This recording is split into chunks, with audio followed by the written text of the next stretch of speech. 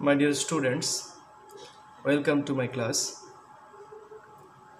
Today I am going to take a digital class on a very common and important grammatical item.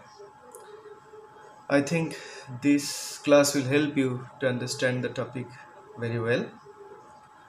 So listen to the class carefully. At the same time, take necessary notes. Be ready.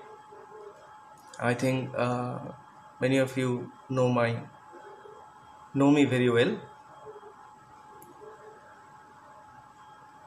Before unraveling the name of the topic, I'm going to show you three pictures. You have to guess the name of the topic. Picture number one, we see some children are playing football in the field. And in picture number two, the boy is listening music and dancing happily. And in picture number three, the man is upset as his mobile is broken. In these three pictures, we find three kind of situations, and the sentence under the pictures narrate the situation. Children are playing football in the field. শিশুরা মাঠে football খেলছে. The boy is listening music and dancing happily. ছেলেটি গান শুনছে এবং একই সাথে সে নাচতেছে. So এই এখানে দুটি ঘটনার কথা বলা আছে. এবং পিকচার নাম্বার 3 তে আমরা দেখতে পাচ্ছি the man is upset as his mobile is broken. লোকটি খুব দুঃখিত কারণ তার মোবাইলটি ভেঙে গিয়েছে. এই একই সেন্টেন্সগুলো, একই পরিস্থিতিগুলো আমরা ভিন্নভাবে বর্ণনা করতে পারি. The children are in the field and they are playing football. বাচ্চারা মাঠে খেলছে এবং তারা ফুটবল খেলছে. আগে বলেছি সেখানে একটি ঘটনাই বলছে children are playing in the field, আর এখানে বলছি children are in the field, বাচ্চারা মাঠে আছে, and they are playing football, এবং তারা ফুটবল খেলছে.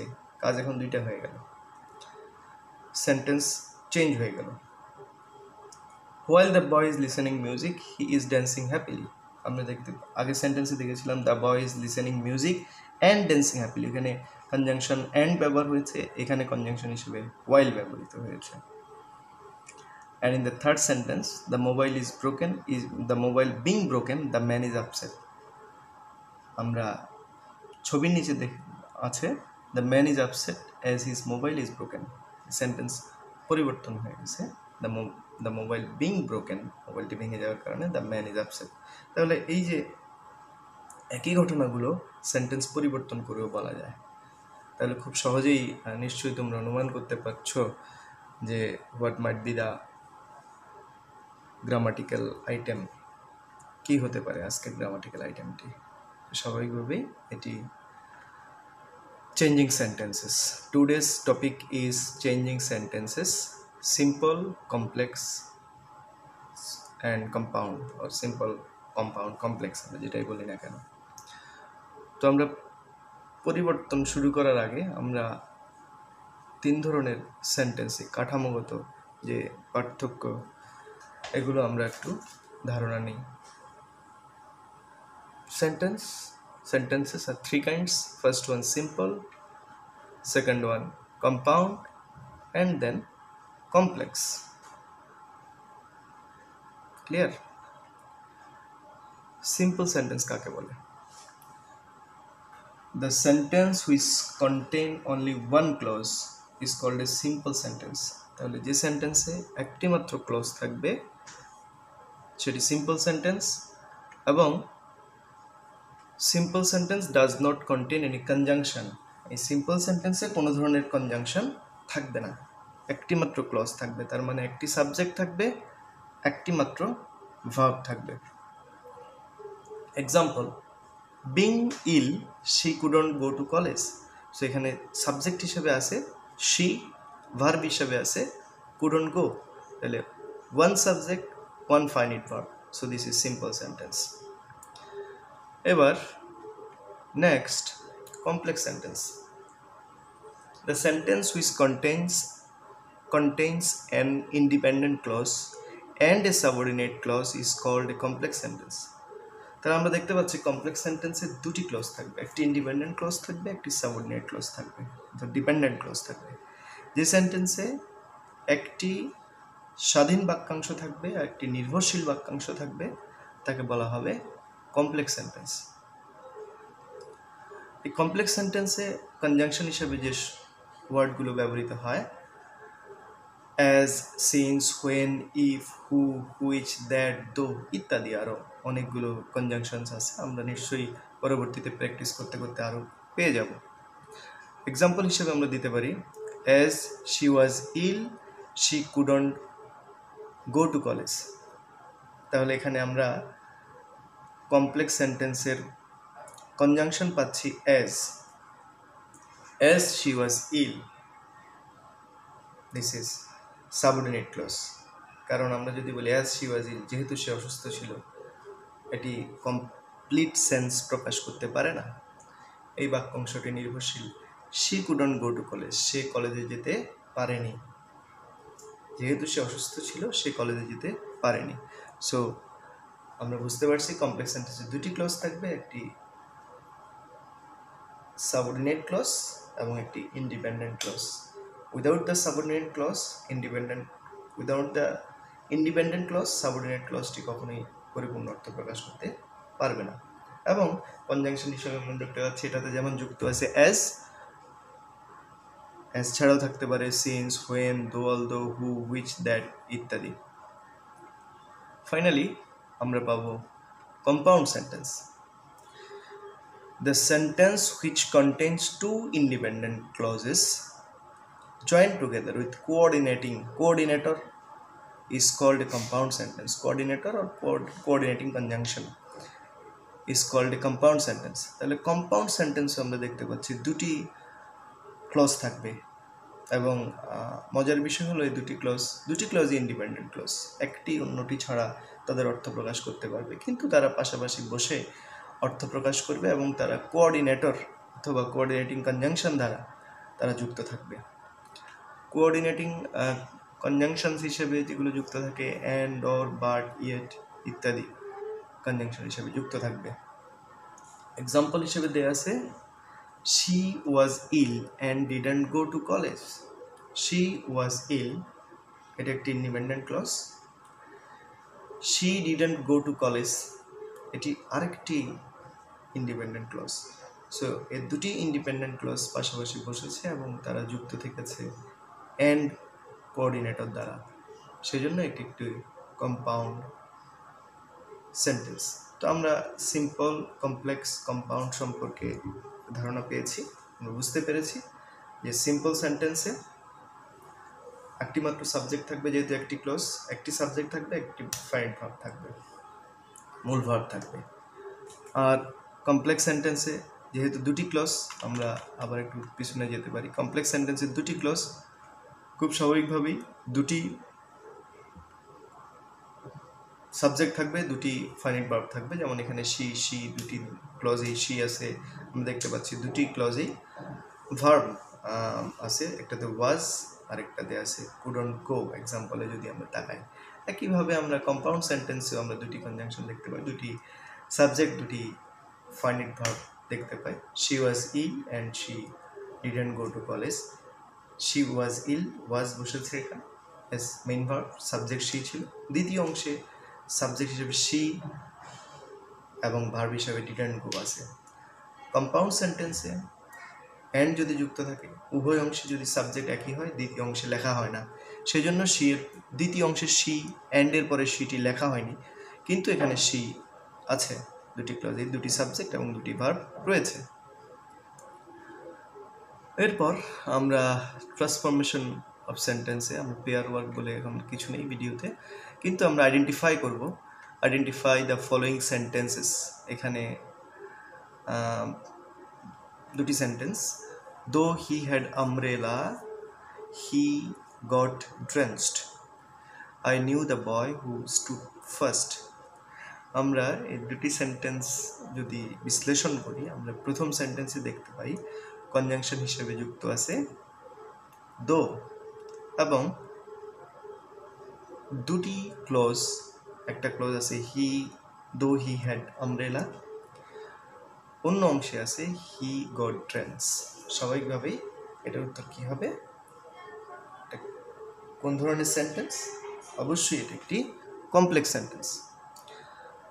I knew the boy who stood first, এখানে কনজাংশন হিসেবে আছে হু, রিলেটিভ প্রোনাউনও বটে এটা, এবং দুটি ভার্ব আছে দুটি অংশে, একটি নিউ এবং একটি স্টুড। সো নিয়ম অনুযায়ী এটিও একটি complex sentence. It rains heavily in the rainy season, এখানে একটি মাত্র সাবজেক্ট ইট এবং একটি মাত্র ভার্ব রেইনস, সো এটাতে একটি মাত্র ক্লজ আছে, সেই জন্যই এটি একটি simple sentence. Number 4, do it or you will be punished, এই সেন্টেন্সটিতে দুটি ক্লজ আছে, ডু ইট ইহা করো, or you will be punished নতুবা তোমাকে শাস্তি দেওয়া হবে। তো স্বাভাবিকভাবে দুটি অংশ আছে, একটি ডু ইট আর একটি ইউ উইল বি পানিশড, দুটি অংশ যুক্ত আছে অর দ্বারা, স্বাভাবিকভাবে এটি একটি compound sentence. Number 5, the weather being rough we couldn't go out, the weather being rough, এখানে কোনো ফাইনিট ভার্ব নেই, ফাইনিট ভার্ব আছে দ্বিতীয় অংশে, উই কুডন্ট গো আউট মূল ভার্ব, তার মানে ক্লজ একটাই, একটি ক্লজে একটি অবশ্যই ফাইনিট ভার্ব থাকতে পারে, যেহেতু কমার পূর্বে কোনো মূল ভার্ব নেই সেহেতু এটাকে ক্লজ হিসেবে ধরা যাবে না। ক্লজ আছে শুধু উই কুডন্ট গো আউট, আমরা বাইরে যেতে পারিনি, কুডন্ট গো আউট, এটা একটা couldn't go verb, finite verb, subject we, so এটা একটি সিম্পল সেন্টেন্স। এবং এই সেন্টেন্সে the weather being rough we couldn't go out, এই সেন্টেন্সে কোনো ধরনের কনজাংশন ব্যবহৃত হয়নি, তাই এটি একটি simple sentence. Sentence number 6, she tried to reach in time but failed, সে সময় মতো আসার চেষ্টা করেছিল কিন্তু সে ব্যর্থ হয়েছিল।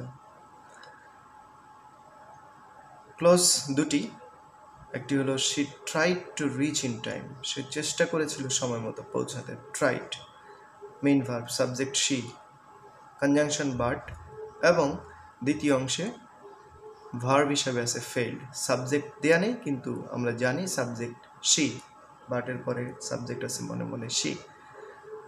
যেহেতু দুটি ফাইনিট ভার্ব দুই অংশে আছে, কোঅর্ডিনেটর যুক্ত আছে বাট, সেহেতু এটি একটি compound sentence. Number 7, father gave me 600 টাকা টু বাই বুক, বাবা আমাকে 600 টাকা দিয়েছিলেন টু বাই বুক, বই কেনার জন্য। এটি একটি সিম্পল সেন্টেন্স, কারণ সাবজেক্ট ফাদার, ভার্ব হিসেবে আছে গেভ, দিয়েছিলেন। টু বাই, যেটা বাই শব্দটি অনেকে ভার্ব ভাবতে পারো তোমরা, এই সেন্টেন্সে বাই শব্দটি ফাইনিট ভার্ব নয়, এটা নন ফাইনিট বা ইনফিনিটিভ ভার্ব, কারণ বাই এর আগে টু আছে। এখানে মূল ভার্ব গেইভ, ফাদার গেইভ মি 600 টাকা, কেন দিয়েছিল? Two by book. সো যেহেতু এটাতে কোনো কনজাংশন নেই, যেহেতু একটা মাত্র সাবজেক্ট, যেহেতু একটা মাত্র ভার্ব ফাইনিট ভার্ব, সেহেতু এই সেন্টেন্সটি একটি simple sentence. Question number 8, do or die, খুবই ছোট একটা সেন্টেন্স, দেখতে মনে হচ্ছে যে সিম্পল সেন্টেন্স, কিন্তু তা নয়। ডু, শুধু ডু, একটা ক্লজ, করো, or die, die another clause, একটা ভার্ব একটা ক্লজ, ফাইনিট ভার্ব, ইম্পারেটিভ সেন্টেন্সে দেওয়া আছে করো নতুবা মরো। ইম্পারেটিভ সেন্টেন্স কাকে বলছে? ইউকে বলছে, তুমি করো নতুবা তুমি মরো, ইউতে উজ্জ আছে। যেহেতু দুটি ক্লজ ডু অর ডাই দুটি ফাইনিট ভার্ব আছে এবং যেহেতু অর কোঅর্ডিনেটর দ্বারা যুক্ত আছে, এটি একটি নিঃসন্দেহে কম্পাউন্ড সেন্টেন্স। তাহলে আমরা যে কথাগুলো বলেছি সেগুলো মিলল কিনা আমরা পরের পেজে দেখতে পাবো। তোমরা মিলিয়ে নাও এবং খাতায় লিখে নাও। Though he had umbrella he got drenched, complex sentence, though থাকার কারণে। I knew the boy who stood first, complex, who থাকার কারণে এবং দুটি ভার্ব থাকার কারণে, knew stood. It rains heavily in the rainy season, simple sentence, কারণ একটি মাত্র সাবজেক্ট ও একটি মাত্র ভার্ব রয়েছে, ইট এবং rains. Do it or you will be punished, compound, কারণ দুটি ভার্ব রয়েছে, দুটি সাবজেক্ট রয়েছে, do it, do or you will be punished. The weather being rough, we couldn't go out, simple sentence. She tried to reach in time but failed, compound sentence. Father gave me 600 taka to buy book, simple sentence. Do or die, compound sentence. I think now you can identify the sentence before transforming any sentence. Transformation korar age, changing sentence করার আগে তোমাকে আগে identify করা শিখতে হবে যে কোনটা simple sentence, কোনটা কমপ্লেক্স, কোনটা কম্পাউন্ড চিনতে হবে। কারণ if you do not identify the sentence, if you cannot identify the sentence, you cannot transform them. Identify করতে পারলে তুমি সূত্র বা নিয়ম প্রয়োগ করে তুমি সেগুলো পরিবর্তন করতে পারবে। Okay, follow the examples. He worked hard but couldn't succeed in life. এখন আমরা ট্রান্সফরমেশন কিভাবে করে সেই জিনিসটা শিখব। He worked hard but couldn't succeed in life, এই সেন্টেন্সটি আছে কম্পাউন্ড সেন্টেন্সে, কারণ এখানে দুটি ক্লজ রয়েছে, একটি হি ওয়ার্কড হার্ড, আরেকটি clause couldn't succeed in life, that is he couldn't succeed in life. দুটি ক্লজ যুক্ত আছে কোঅর্ডিনেটর বাট দ্বারা। এই সেন্টেন্সটিকে আমরা কমপ্লেক্সে নিয়ে যাব, তো আমাদেরকে দেখতে হবে কনজাংশন কি আছে কম্পাউন্ডে, but.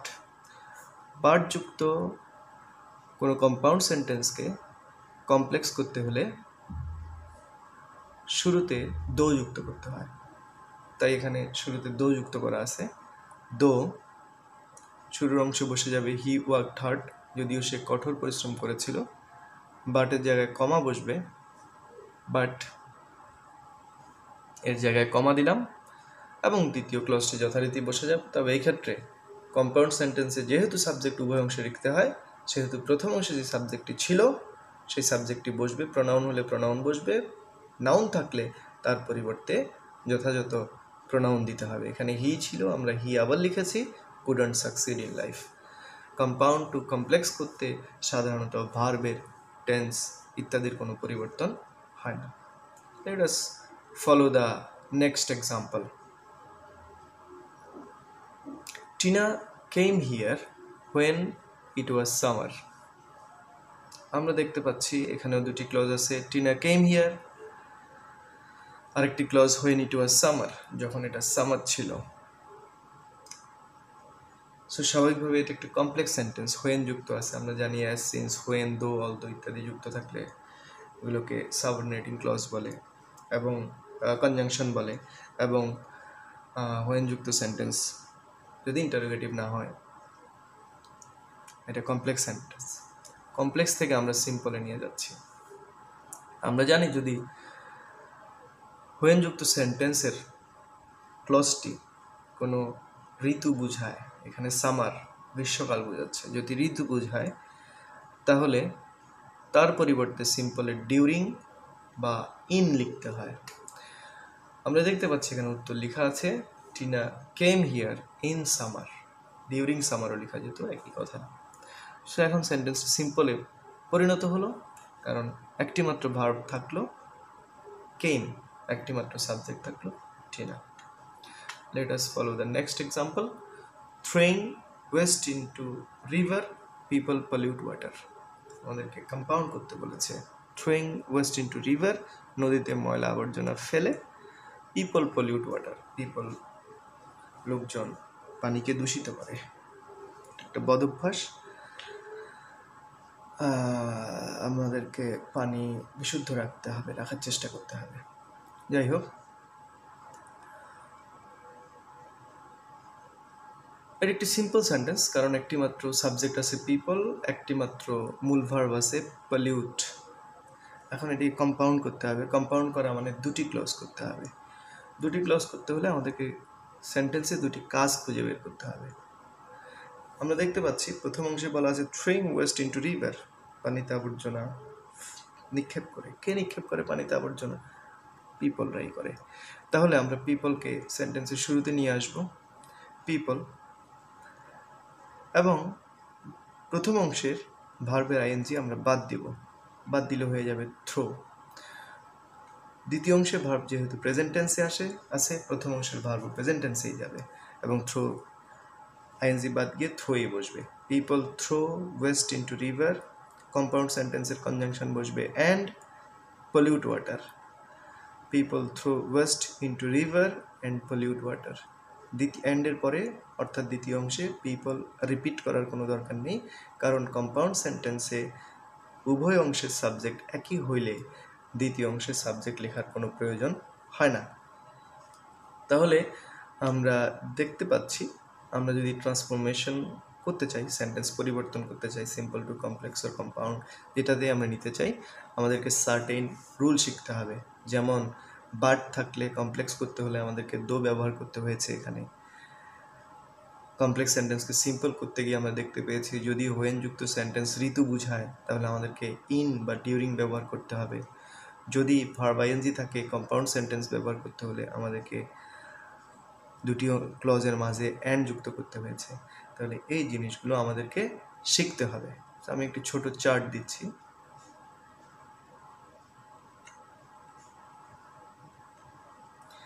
Some clues for changing sentences. এগুলোকে রুলস বলা যাবে না, জাস্ট মনে রাখার জন্য কিছু নিয়ম। দেখতে পাচ্ছি কমপ্লেক্স সেন্টেন্সে দো, অ্যাজ, সিন্স, হোয়েন সিজন বোঝাচ্ছে, হু ইত্যাদি থাকতে পারে। কম্পাউন্ড সেন্টেন্সে বার্ড, অ্যান্ড দেওয়া আছে শুধু, আরও বিভিন্ন নিয়ম আছে। Simple sentence in spite of, verb plus ING, in during, verb plus ING ইত্যাদি। অর্থাৎ কমপ্লেক্স সেন্টেন্স যদি দো থাকে বা অলদো থাকে, কম্পাউন্ড সেন্টেন্সে লিখতে হবে বাট যুক্ত করতে হবে। এবং দো বা বার্ড যদি যুক্ত হয়, কমপ্লেক্সে দো থাকলে বা কম্পাউন্ডে বার্ড থাকলে সেই সেন্টেন্সটি আমরা যদি সিম্পলে নিতে চাই তাহলে সেই সেন্টেন্সটিতে ইন স্পাইট অফ যুক্ত করতে হবে। অ্যাজ, সিন্স, হোয়েন যদি যুক্ত থাকে কমপ্লেক্স সেন্টেন্সে, কম্পাউন্ড করতে হলে অ্যান্ড দিতে হবে। এবং সেই সেন্টেন্সটিকে যদি আমরা সিম্পলে নিতে চাই তাহলে ভার্বের সাথে আইএনজি যুক্ত করতে হবে। হোয়েন যদি সিজন বোঝায় কম্পাউন্ড করতে হলে অ্যান্ড এবং সিম্পল করতে হলে ইন বা ডিউরিং লাগবে। একইভাবে কমপ্লেক্স সেন্টেন্সে হু রিলেটিভ প্রোনাউন থাকলে কম্পাউন্ড সেন্টেন্সে অ্যান্ড যুক্ত হবে, কম্পাউন্ড সিম্পলে ভার্ব প্লাস আইএনজি হবে। একই কথা উল্টাভাবেও বলা যায়। সিম্পল সেন্টেন্সে যদি ইন স্পাইট অফ থাকে তাহলে সেই সেন্টেন্সটি কম্পাউন্ড করতে গেলে বার্ড দিতে হবে, অথবা কমপ্লেক্স করতে গেলে দো দিতে হবে। বা কম্পাউন্ড সেন্টেন্স যদি বার্ড থাকে সেটাকে যদি আমি কমপ্লেক্সে নিতে চাই দো যুক্ত করতে হবে। ঠিক এভাবেই আমাদেরকে এই চার্টটা প্রয়োগ করতে হবে। এই চার্টটাতে আরও রুলস যুক্ত করা যায়। আমরা পরবর্তী ক্লাসগুলোতে আরও বেশি রুলস বা টিপস বা ক্লুজ যাই বলি যুক্ত করে আমরা নিশ্চয়ই এটাকে আরও বড় করে দেখাবো।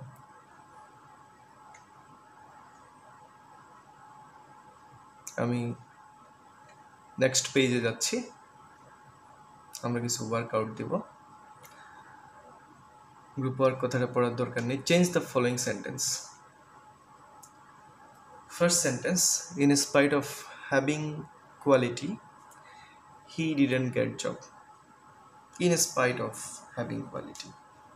এই সেন্টেন্সটা কোনো মূল ভার্ব, এই অংশে মূল ভার্ব নেই।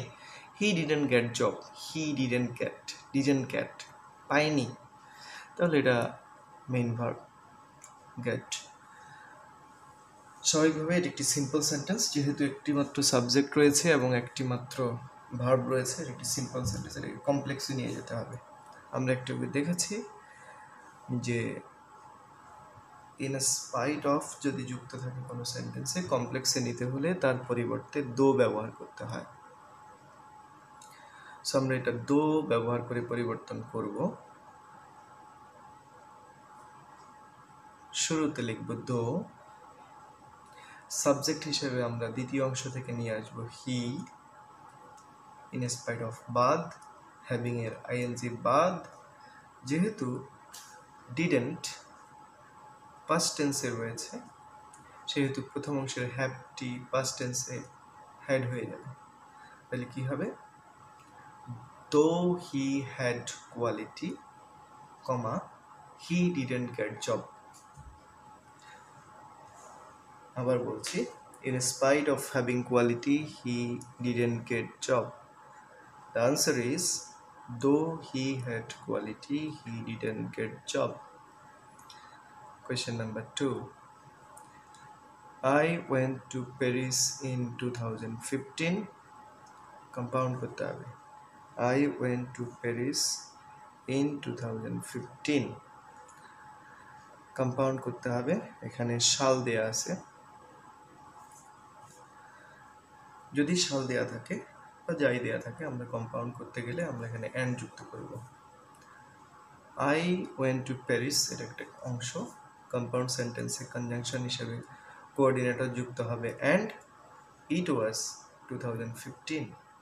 I went to Paris and it was in 2015. When Mimi finished her study she went to play. Simple করতে হবে, when যুক্ত আছে।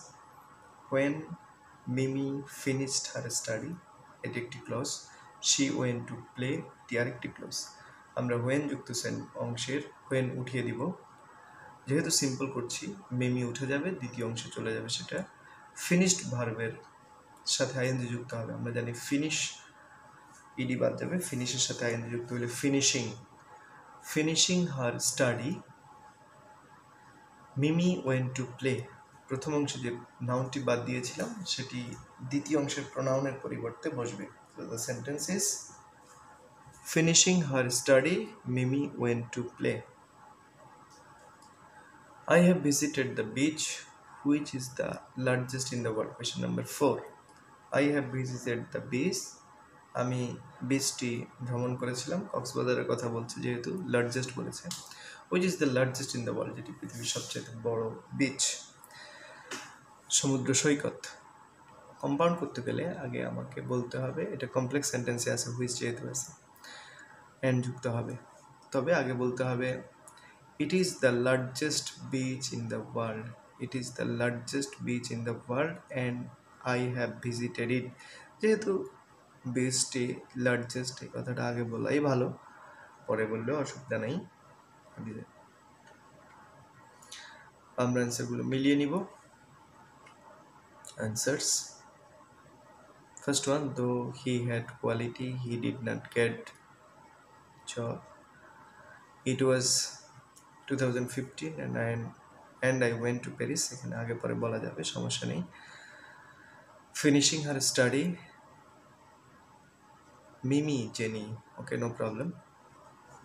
মিমি went to play or Jenny went to play, প্রশ্নে যা থাকে তাই লিখতে হবে কিন্তু।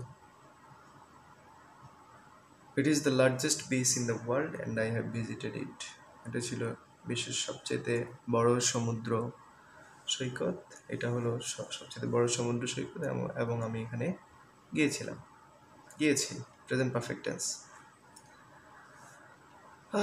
Let us read the text and change the sentences as directed.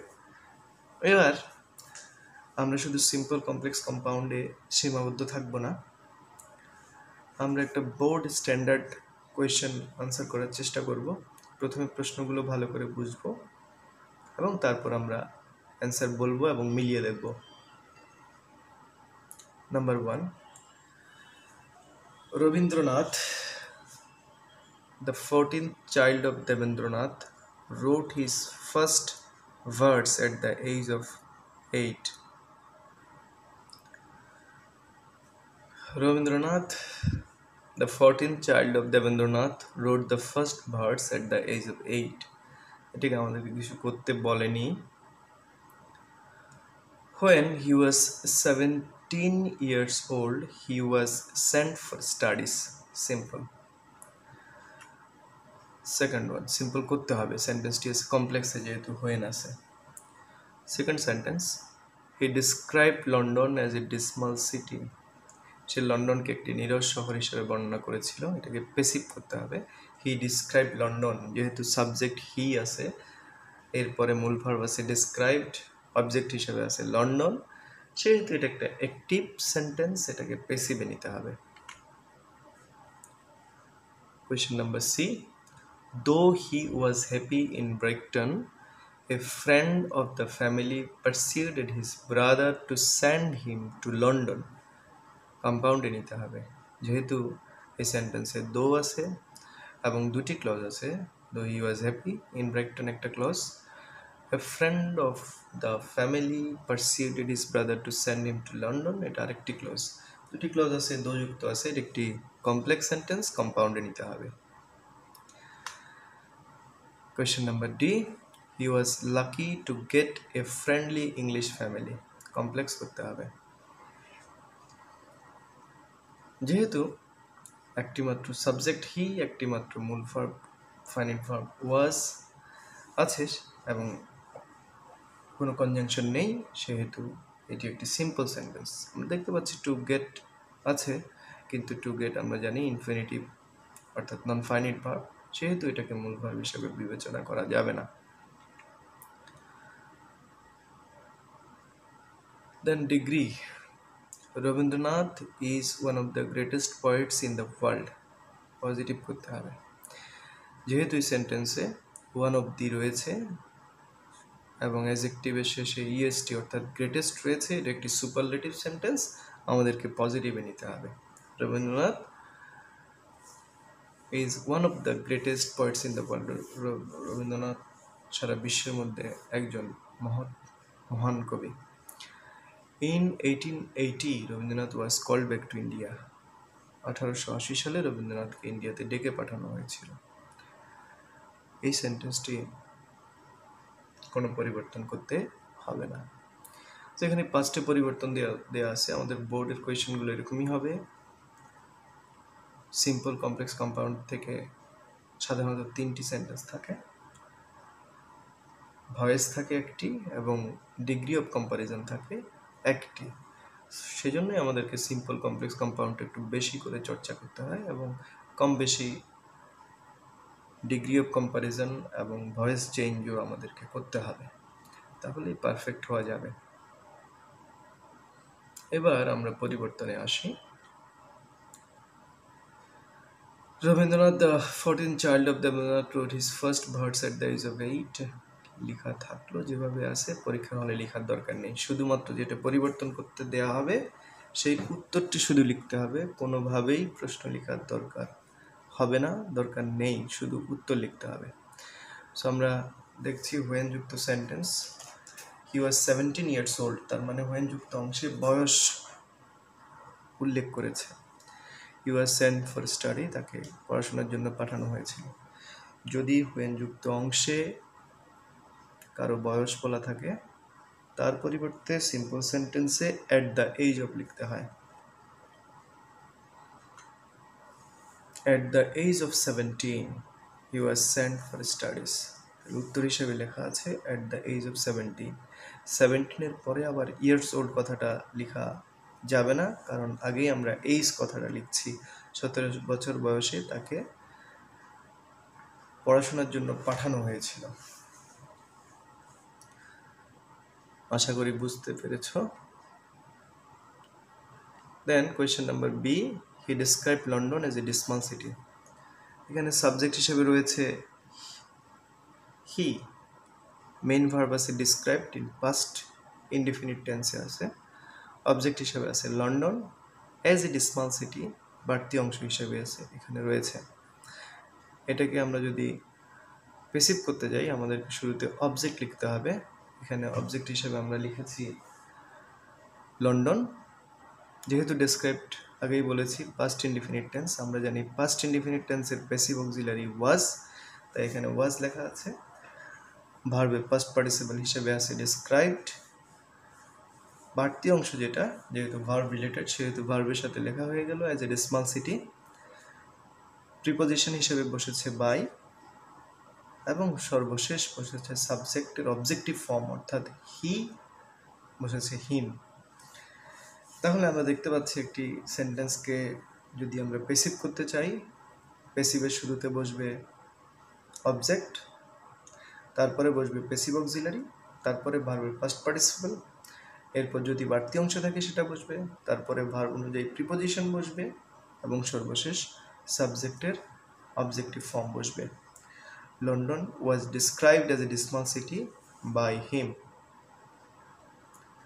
Then question number C, though he was happy in Brighton, a friend of the family persuaded his brother to send him to London.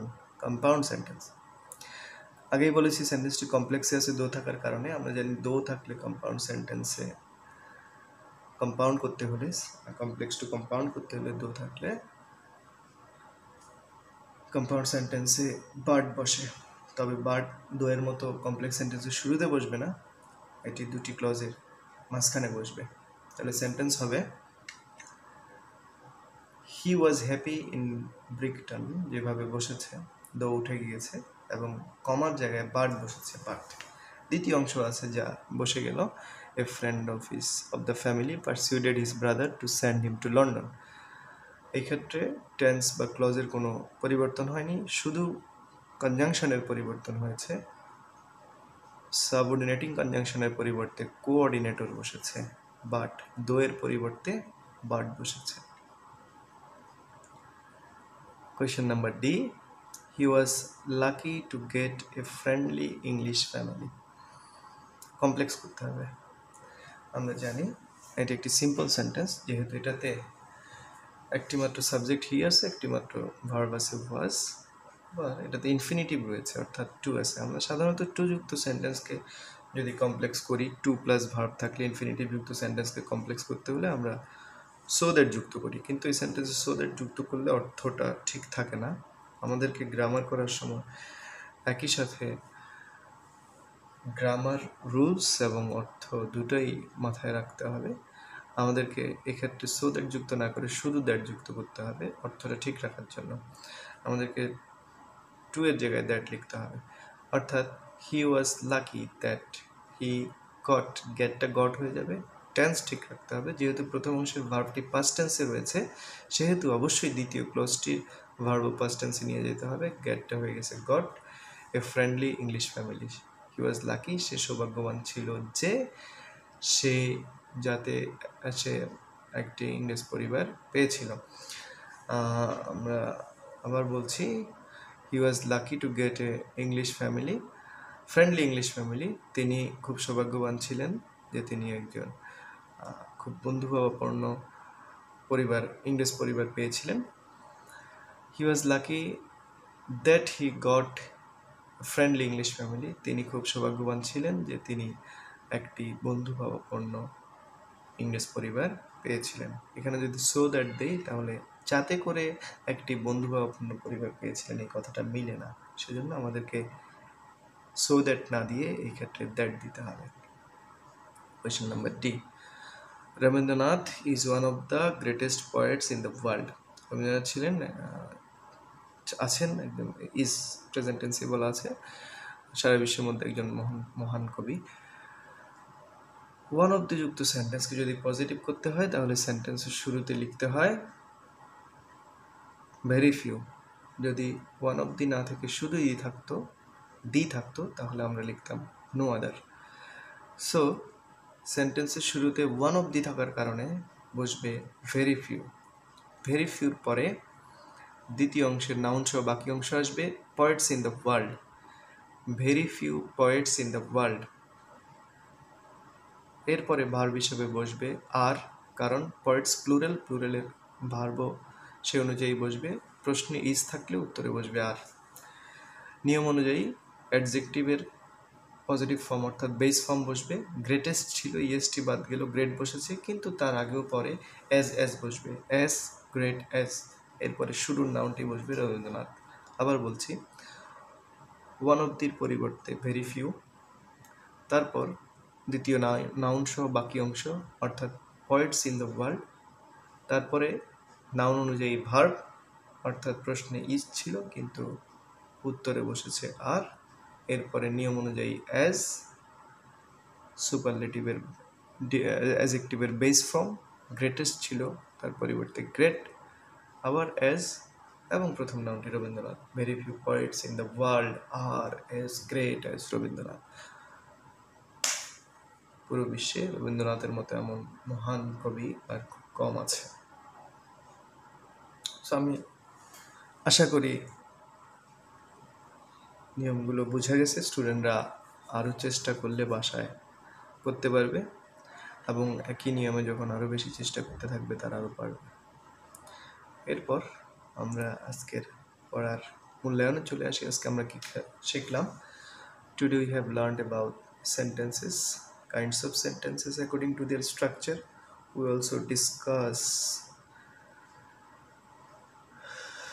we have also discussed some rules of transformation of sentences.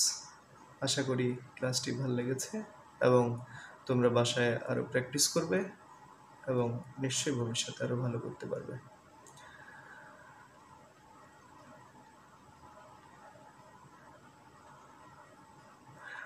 Homework তোমরা নিজেরাই চেষ্টা করবে, বিভিন্ন বোর্ডে আসা প্রশ্নগুলো তোমরা করতে থাকবে। থ্যাংক ইউ, গুড বাই, ভালো থাকবে, সুস্থ থাকবে।